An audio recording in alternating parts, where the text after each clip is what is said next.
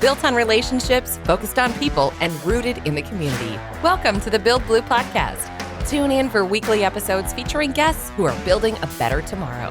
You'll hear inspiring stories from industry leaders, business owners, community partners, and our team members. The Build Blue podcast, where construction comes to life. An Apex Construction Group production.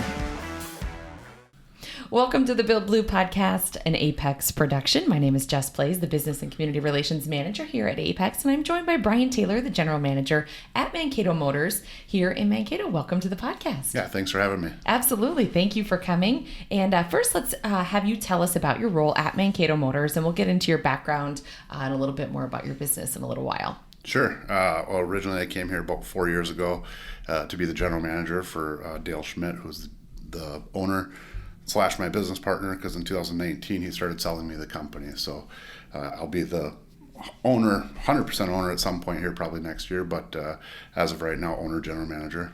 That's very exciting. Yeah, it's a lot of fun. Going through that buying process from Dale and having all three stores. So if people don't know, you are the Chevy, Nissan, and Volkswagen dealership here in Mankato. Correct. Yeah, Dale had agreed to build the other two buildings prior to me coming, so it was a little more for me to take on when I got here. So, yeah, a lot of fun having three stores and great brands as well. So we'll get in a little bit to the three stores and that process in just a minute. But we do start every episode of our podcast with an Apex icebreaker, and so I have to ask you if you could open and run any other business besides the industry that you're in, what would it be?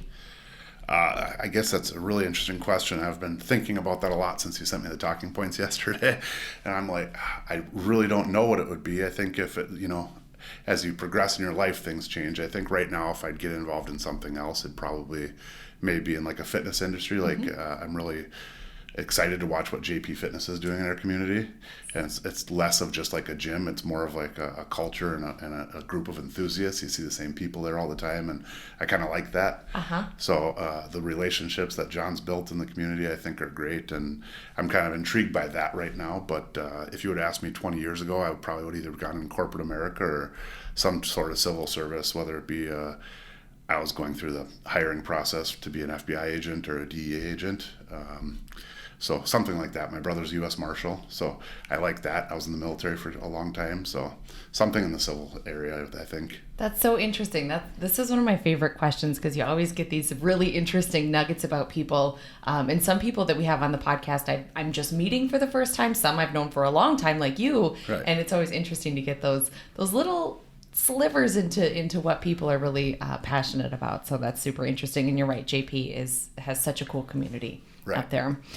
So Mankato Motors consists of three brands within the auto industry, which we mentioned. And within the last several years, you now have three separate locations for each brand. So let's talk about what that experience was like doing the build out of the two new locations, the Nissan and Volkswagen stores, and then managing three separate buildings. Sure. Well, when I first moved here, and Dale's like, okay, well, we're going to build the Nissan and Volkswagen stores and separate it all out. You don't really have to do much because we have a GC, general contractor, to handle everything. You just need to worry about selling cars and making sure the customers are happy, and that's it. Well, the truth is I got a lot more involved than we originally planned on. And fortunately, I had a little bit of experience from my time down in Mason City, Iowa, because we built a Nissan store while I was there. So it's just a lot of fun to go through the build process and see things come together and watch the employees get excited. But then you move into your buildings, your separate buildings, and I think it was like September of 18 or somewhere around there. And it's like everybody's worked on the same roof for such a long time, and now all of a sudden we're spread out. Yep. So those relationships that you've seen between, and a lot of the employees at the dealership, Ralph and Pat, the Volkswagen manager and the Chevy manager, have worked together for 30 years or so, and they bicker, and it's just fun to watch. Well, now they're under separate rooftops, and they really don't see each other at all anymore, unless the Christmas party or, they'll call each other on the phone and bicker back and forth for fun once in a while. But other than that, they don't work under the same roof every day anymore. So it's just different. Yeah, absolutely. And something else interesting that you brought up with specifically those two men that you mentioned, you have a lot of team members with a long longevity within your brands. We do. Yeah, we certainly do. And we're starting to see some of them approach retirement age. In the last year, we've lost two of our best mechanics. Our Volkswagen manager or Volkswagen technician Woody retired after over 40 years working for Volkswagen in Mankato, and then Mike Bewley, another great guy, golf with him every year. He retired just this year, and after 41 years, I think. And both guys, I was fortunate enough to be able to bring to Shields and buy him some retirement presents. And Bewley still comes in and helps us now. He says he's retired, but like this week, I think he's going to come help us because we're a technician short. But it allows him to have the time to go fish and do the things he's passionate about. It is 65 years old now, I think, and those two guys you talked about, they're approaching retirement as well. But it's really great to see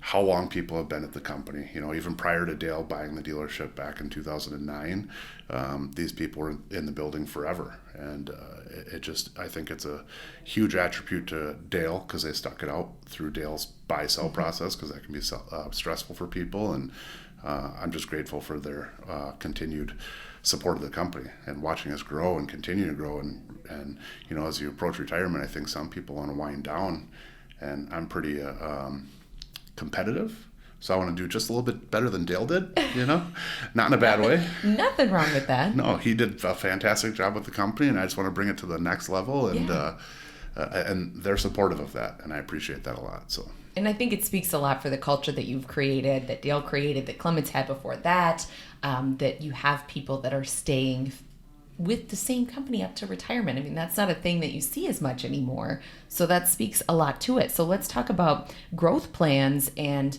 kind of bringing in that next wave of talent. It's interesting that you asked that question, because I'm going through a process right now with a consultant to do leadership development internally in the company, just because I want to continue to grow the company. And when I get the buy-sell paid for or Dale paid off, and I don't know what the next step is for me. I'm pretty young, so I'll have lots of years of work left in me, but I don't know if I want to hire a general manager to replace me so I can step back a little bit and explore other options, or if I just want to step back and relax for a while, because that's been a long 21 years in the car business. And I've been fortunate. The last 5 years, I've kind of been able to have a little bit more freedom in my life, but for the first 15 years, the car business is extremely demanding. Yeah, absolutely. And you probably know, there's a lot of sacrifices that I had to make, whether it was with my son and sporting events and things like that, or just quality time with family and friends. Missed a lot of weddings, birthday parties, and things like that early in my career. And now I'm at the point where I can say those are more important to me at this point. So I want to hire somebody, or not necessarily hire somebody, grow the team and have somebody take that role at some point, whether it's 3 years or 10 years, we'll figure it out. But I'm not going anywhere. I'm pretty young, so I like to work, and I really love what we do. So that's really exciting for you. There's no secret that every industry has been affected over the last few years with everything that's happened. And obviously the auto industry is no exception. So how have you faced those challenges, and what's been the biggest takeaway for you? Well, I think I've learned as I got older and hanging out with Pat Adams a lot to be pretty mellow. I don't really get too worked up about things anymore. And some people really let the outside world influence their behavior and attitudes. And I've just kind of learned that, control what you can control. I can control my attitude. I can't control the supply chain crisis. I can't control COVID. These are all things that happen in our world, and we all live in them together. All I can control is my attitude and the way I treat people. And I feel like if I let it affect my attitude poorly, my attitude would reflect that against the employees, and then their performance and productivity would go down significantly. So, that's the biggest thing I think I've really taken away, is just let it go. It is what it is. We're going to work through it. Let's just be as honest as we can and transparent with our customers and our employees, and just continue to try to create the best experience for everybody possible. That's a great mindset. And I mean, again, back to the longevity and the culture, obviously that all trickles down from you. So that's great. What are you seeing with inventory and supply chain and things like that currently? Well, it's always different, right? So Ralph always gives me a hard time, like, Jesus, you got the hardest thing in the world since you've been here. When I first came here, General Motors had a strike. So we weren't seeing inventory for the strike. And then COVID happened, and everything closed down, basically, right? There weren't cars being produced. And now there's microchip shortages, which is a result of COVID, and the demand. People weren't buying cars like they were right away when COVID for the first 6 months, I'd say.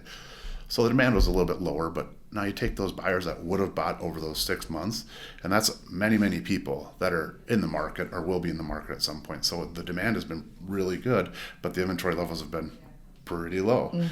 So what we're seeing now is a shift in the way people are buying cars. People are ordering cars instead of coming on the lot and just picking something out, because at our Nissan store, I think we've got maybe 3 or 4 cars on the lot, 3 cars on the lot right now available for sale. At our Chevy lot, we might have 5 or 6, but most months we end with 0.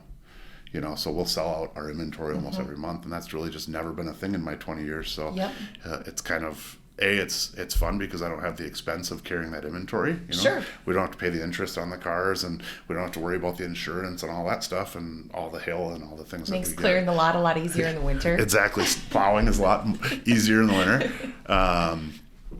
But on the other hand, I think the society has done a good job of shifting and adjusting to understanding what's available, and you might not get exactly what you want now versus 2 years ago we could just we'll just call up another dealership and get that for you. It's not a thing anymore. So it's weird but fun at the same time. For someone who isn't in the market for a car or hasn't been shopping, it's interesting to hear you talk about that. Maybe people are getting a little bit better about instant gratification and knowing that or understanding that they can get what they want, but they may need to wait for it. Yep. And, that's both great and scary a little bit. As a franchise car dealership, I think about, we're probably going to get into what the future of the car business looks like a little bit, but, there's the companies like Tesla out there and Rivian that do direct sales, and that really eliminates the franchise model. And that's kind of scary for, somebody that's investing my life and future into being a franchise dealer. And, as more electric vehicles come up, the manufacturers are opening up these reservation platforms where they're allowing customers to reserve these cars directly and pick up which dealerships they want to go through. And to me, that eliminates the relationship part of the transaction. It's just more transactional, and I like the relationship side of it.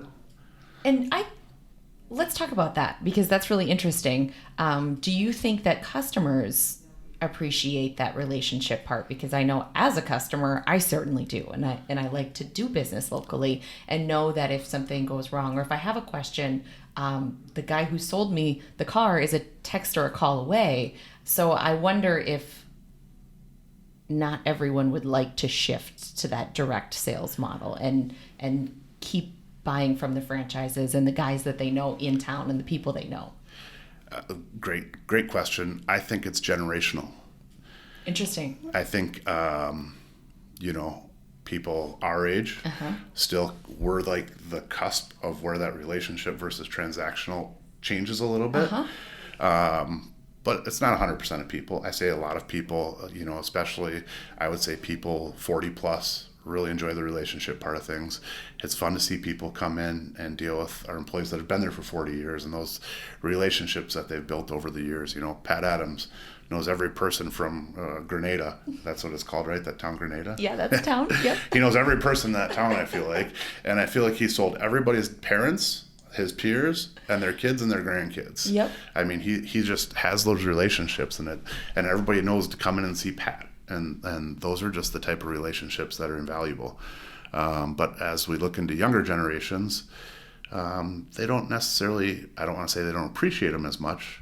I don't think they see the value as much. And that's, I haven't studied generational things, the Gen Zs or whatever as much as a lot of people have.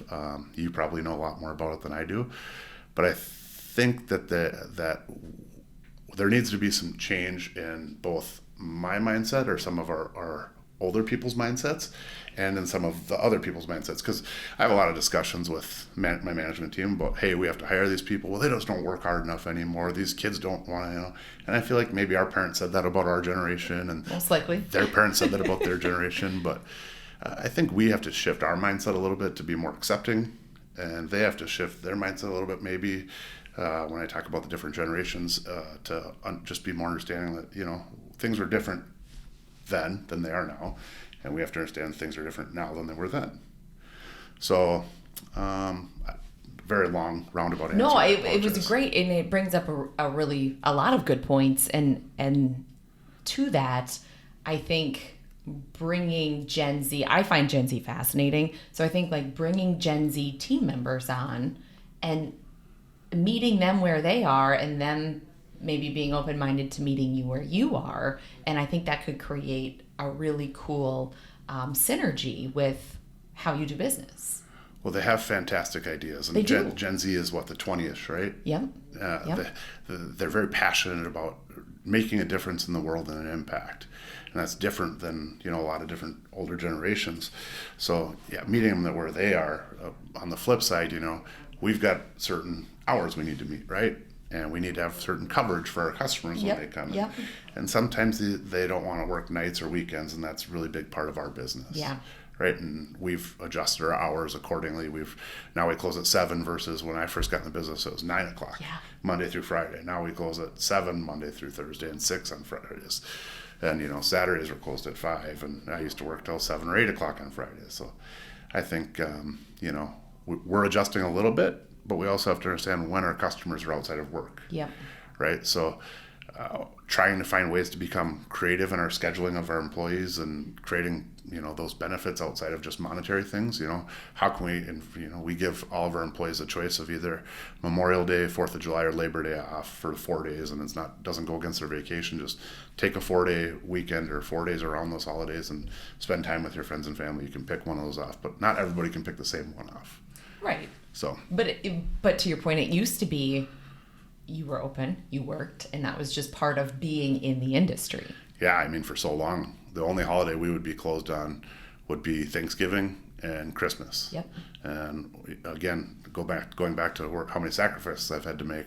We used to be open on Christmas Eve. Yeah. And that's a big holiday for a lot of families when they get together. And as I've gotten older and had kids in my life and things like that, it's become more apparent that those are important times. So now we close on the 4th of July, and we offer shortened hours on Memorial Day and Labor Day. And I don't know if it'll ever get to a point where we'll be closed, but it'd be interesting to see what happens in another 5 to 10 years. Yeah, things are definitely evolving. So let's talk about gas prices, electric cars, self-driving, virtual test drives, the future, the now, and I guess evolution, how you guys are changing.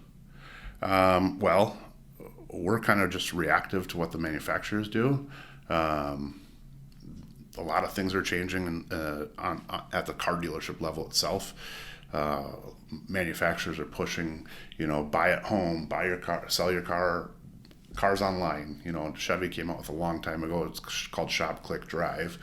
But it never really gained a lot of traction. Not a lot of people, I feel like, are buying the cars online and then having us deliver it to them. Nissan started it last year, Nissan Buy at Home or Nissan At Home service or Buy at Home. And I think that'll continue to gain traction as you see, Carvanas and Vrooms, these online used car retailers.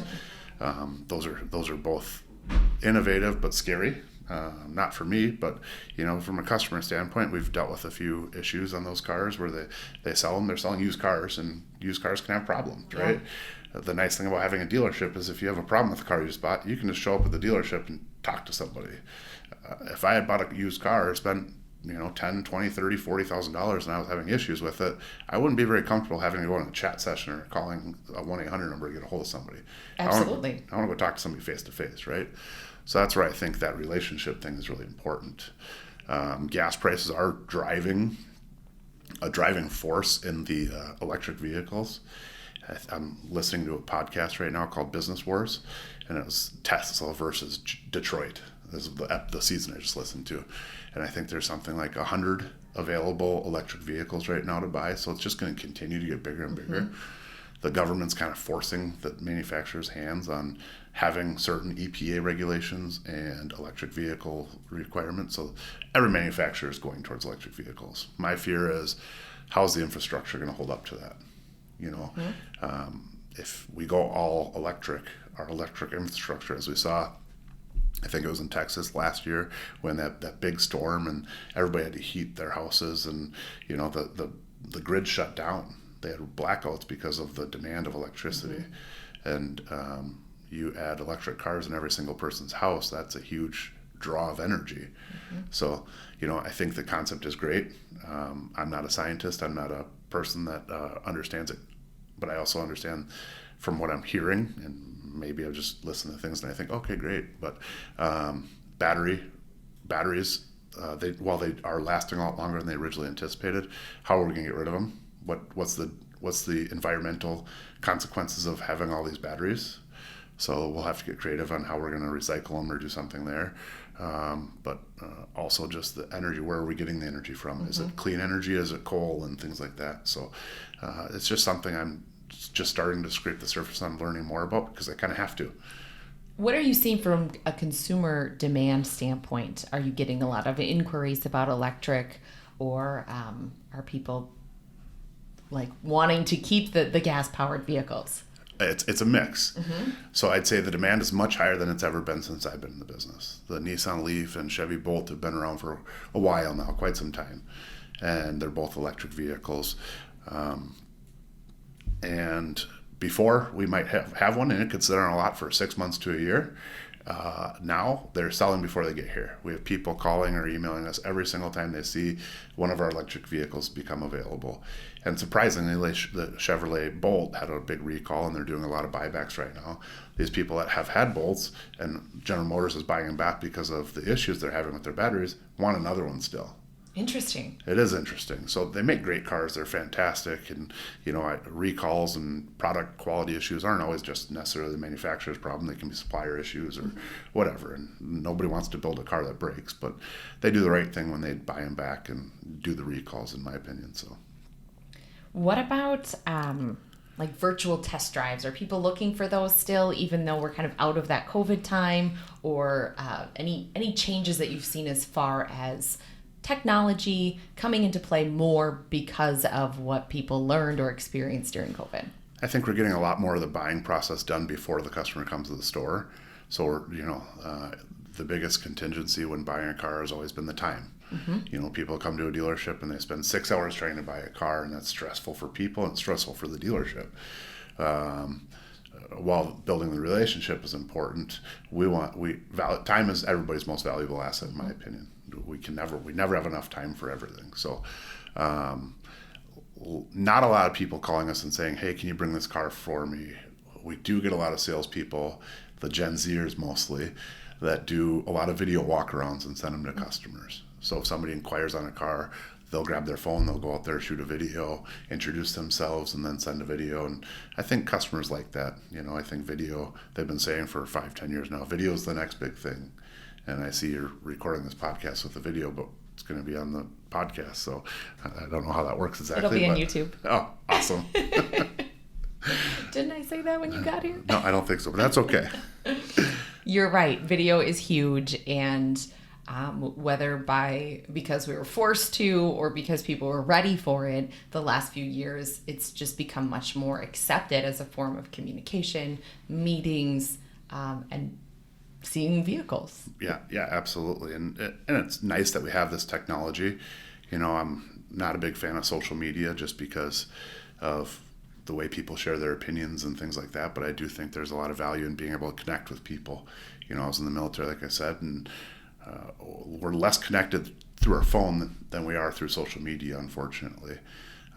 So the video, I think, will continue to be something that's real important. And, I'm learning about AI, artificial intelligence stuff, and it'll be interesting to see how that integrates into the car business in the future as well, because we're seeing more and more.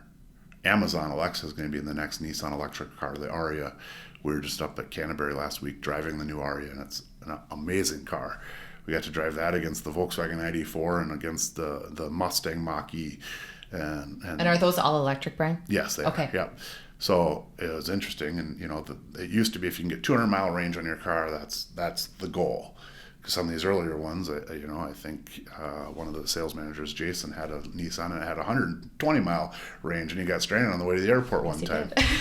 And so now, like the new Chevy Silverado that's coming out next year, will have a 400-mile range. And I think as they continue to get those ranges up to 400 plus, you're going to see more and more people say, okay, that's more realistic than this 200-mile range. Minnesota, especially in Mankato, if somebody wants to go to their cabin up north, Yep. how are you going to make that work with an electric car with a 200-mile range? And you're pulling a boat or whatever the situation is. Nobody wants to stop and sit at a charger for an hour or 2 hours. Gas stations are convenience, but if they can get this range figured out to 400 plus, I think you're going to see a lot more electric cars on the road. What do you think people's reaction will be to an electric Silverado? I was watching a video on it yesterday, and I am super excited about that truck. It is cool. I think it's got like almost 30 inches of screen on the dash between, and that's one thing Tesla's done great is the technology. Yep. And, bringing in these big screens and things like that. Well, that's what people want nowadays, right? We have these cell phones. Everybody's got a computer in their pocket. The car is going to be just a secondhand thing of that. And I think you're going to see manufacturers are going to go from not even having to carry a key anymore. Your phone will be your key, which is just incredible and exciting to see. So every year they come out with new cars. I'm still like a little kid. I love to see them. I like to see what we're going to come up with. And that's why I went to that ride and drive up in Canterbury last week on the Aria, because I'm really excited about the technology. They're putting Amazon in the car. So, hey, Amazon, open my garage door. If you have an Amazon garage door, you don't need to have a clicker with you. You can just connect it and there you go, your garage door, or turn on your lights from your house, or whatever. Alexa does everything. So Preheat my oven. Yeah, exactly. I don't have that oven, but I should get one. I don't have that oven either, but I believe there is one. I bet, yeah. Like, hey, Alexa, feed my kids. That'd be great. We're going to have robots raising our kids at some point. I mean, iPads, kind of, we already are. It's true. That's a great point.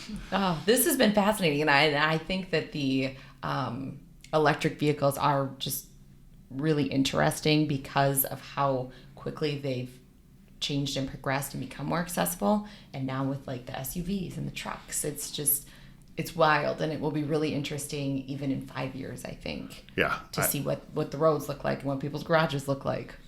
And I'm sure, I mean, your sister has Cadillac, right? Yeah. Cadillac made dealers invest a lot of money to continue to be Cadillac dealers because they're going to be an all-electric brand soon. And, there's a lot of cool electric cars coming. And, I don't consider myself a car enthusiast by any means. I just love the technology that's coming out of these things. And, I think that Hummer's a really cool looking electric truck, right? Yep. So to get the Silverado, I was kind of bummed that they brought the Hummer back and gave it to GMC because we don't have the GMC franchise, right? So a little frustrating. But now to see the Silverado coming, it's great. And they're going to announce they're going to reveal the Blazer here on July 18th, I think, which is just an amazing looking, crossover for Chevrolet, because electric cars used to be ugly. Yeah, they did. In my opinion, they were the ugliest cars on the road. Like, I would never drive one, right?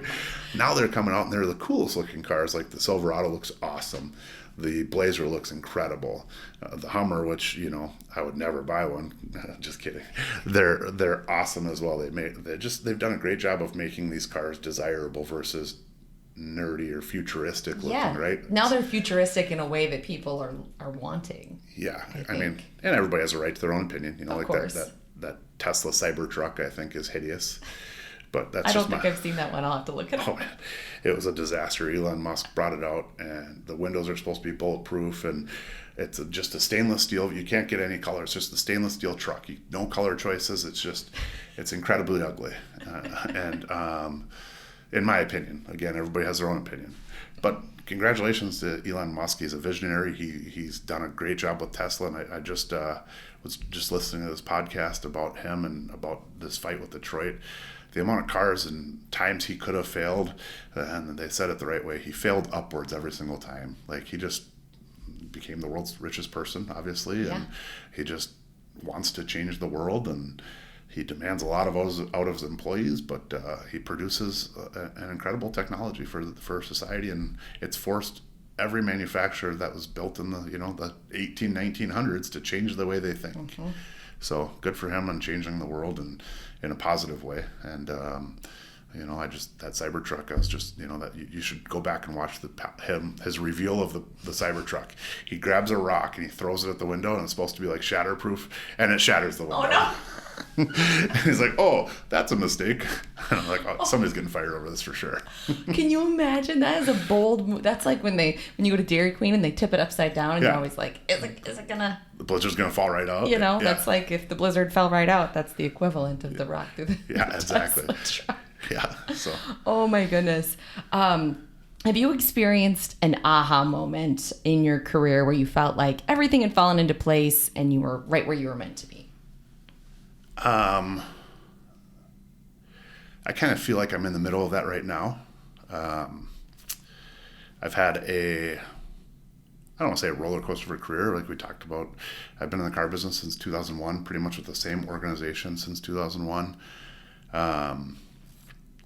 When the Rydell company bought Friendly Chevrolet, where I was previous to this, I was a salesperson. I got promoted to a sales manager at that point, and it was, such an honor to do that. And then Dale left. He was the general manager at Friendly Chev and came down here, and I stayed and was a sales manager. And then the financial crisis hit, and just the car business kind of shrunk, especially up in the cities. It was just a stressful time, but I was leading with a military mindset, I think, back then, and I was demanding a lot out of the employees, like as if they were soldiers still, like I would treat my soldiers when I was in the Army. And I remember a conversation Dale had with me about 6 months to a year after he had left, and he was getting phone calls from sales people saying that my ego was probably a little bit too big, and I wasn't the nicest manager, if you will.